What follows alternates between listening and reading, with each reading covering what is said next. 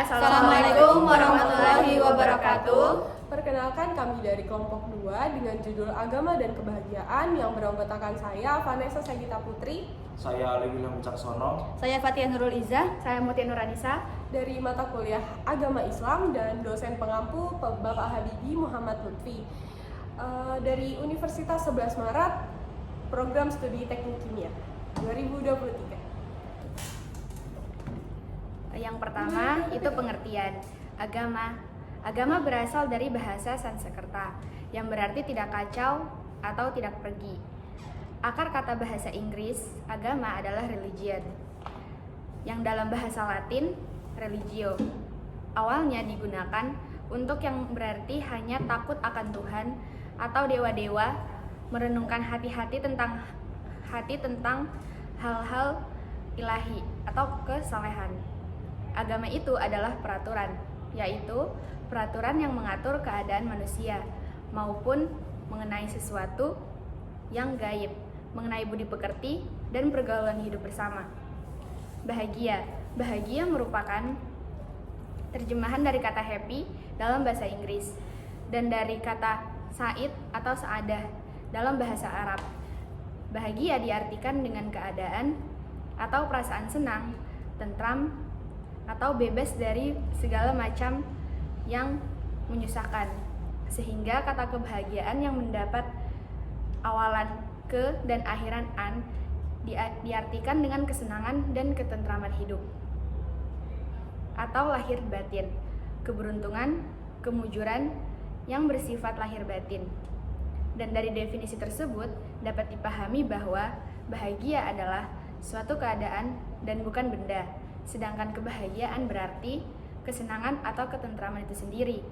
Jadi secara harafiah bahagia atau kebahagiaan merupakan suatu keadaan. Apakah bahagia berhubungan dengan suasana hati? Hati yang sehat atau qalbun salim, suasana hati bisa diciptakan melalui iman dan mengikuti petunjuk Al-Quran.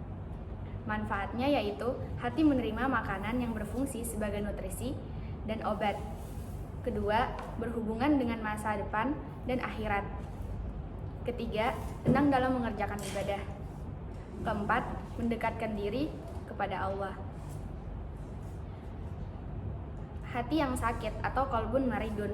Hati yang sakit dapat menjauhkan diri dari Allah dan tidak sehat secara pikiran, perbuatan, dan perkataan. Penyebabnya adalah salah pergaulan, arah hidup yang berantakan, dan tidak percaya kepada Allah. Yang kedua, macam-macam bahagia. Bahagia ada apa aja sih? Bahagia terbagi menjadi dua, yaitu bahagia duniawi dan juga bahagia hakiki. Bahagia duniawi atau majazi adalah kebahagiaan yang dirasakan oleh orang beriman maupun orang yang tak beriman. Bahagia hakiki atau bahagia ukhrawi, kebahagiaan yang hanya dirasakan oleh orang yang beriman.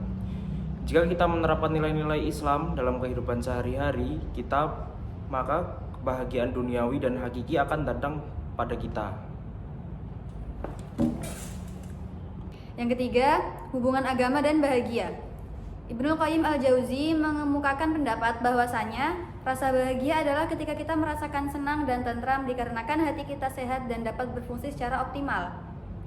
Pemilik kebahagiaan, kesuksesan, kekayaan, kemuliaan, ilmu, dan hikmah hanyalah Allah Subhanahu wa Ta'ala.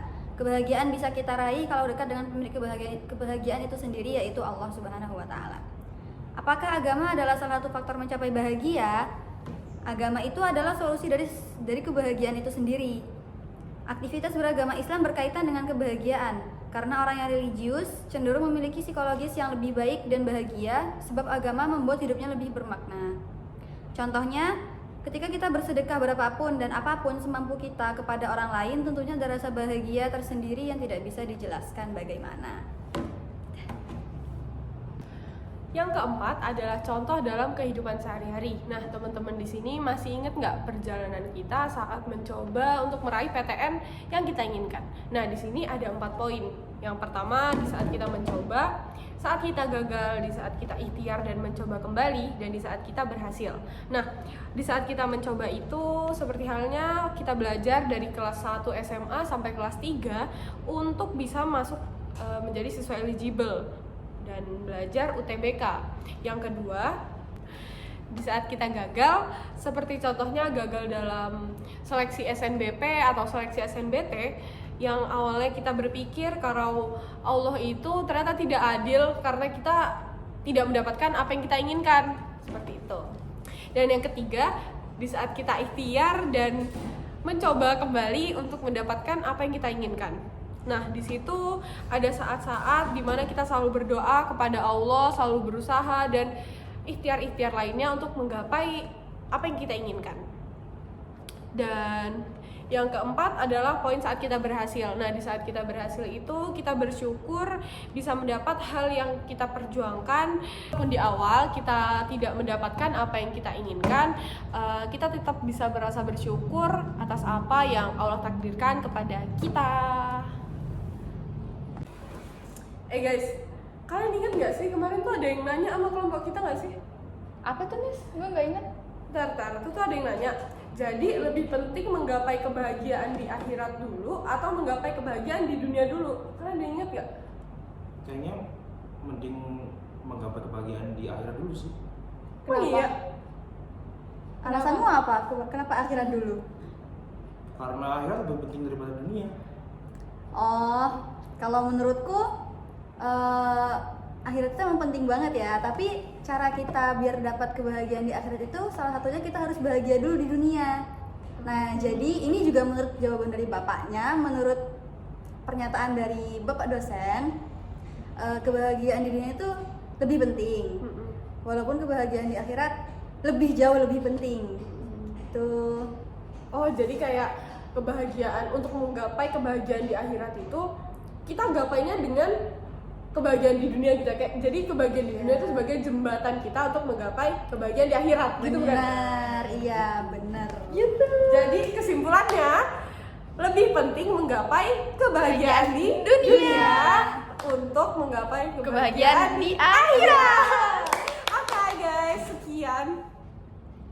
sekian dari kelompok 2. Semoga apa yang kita sampaikan dapat bermanfaat buat teman-teman semua. Kami dari kelompok 2 pamit undur diri. Wassalamualaikum warahmatullahi wabarakatuh. Dadah.